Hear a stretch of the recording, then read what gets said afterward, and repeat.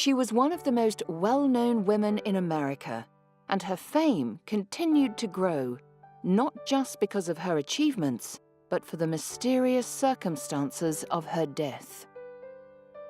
Aviation legend Amelia Earhart set many flight records.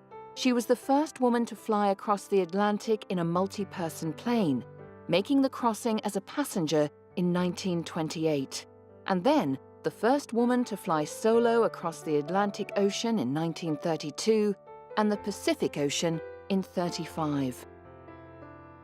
I took off the famous Harbor Grace runway at dusk, about 7:30, I believe.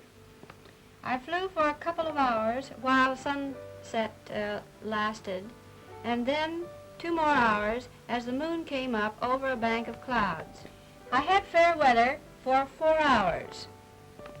Then I ran into a storm, which was one of the most severe I have ever been in. I milled around in the storm here for probably an hour, and with difficulty kept my course. I had been troubled with my exhaust manifold burning through all night. I believe I saw land first about the middle. I got down without any trouble and taxied to the front door of a surprised farmer's cottage.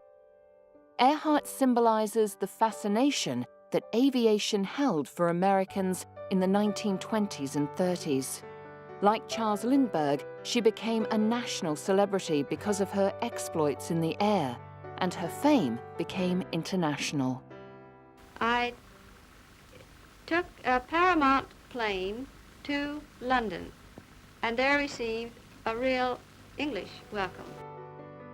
Earhart's public career lasted less than a decade, but she used her fame to promote 2 causes dear to her: commercial aviation and the advancement of women.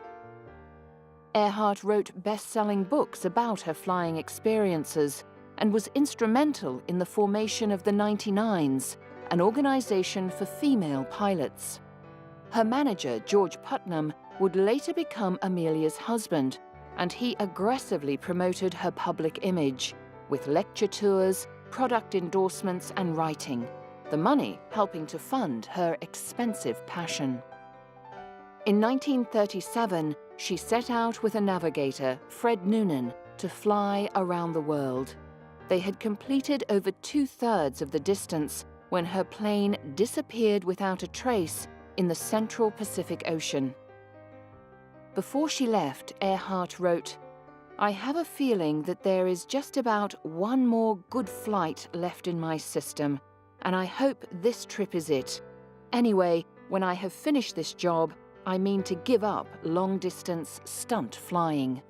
Amelia Earhart has been missing since 1937. She was a major figure who was flying around the world, a personality, a pilot, a major women's figure, a variety of things. She did a lot for aviation. So when she disappears off the face of the earth in 1937 and no one finds her, the speculation just begins to grow. Amelia and her navigator disappeared near Howland Island in the South Pacific. The most extensive search ever conducted by the US Navy for a single missing plane cited neither plane nor crew. Despite other extensive searches at the time and in the years since, no clear evidence has ever been found of Earhart, Noonan, or their plane.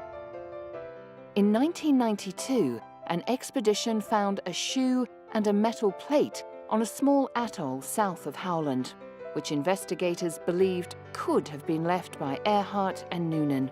But given the aviators' hold on the popular imagination, the search for Amelia Earhart will continue.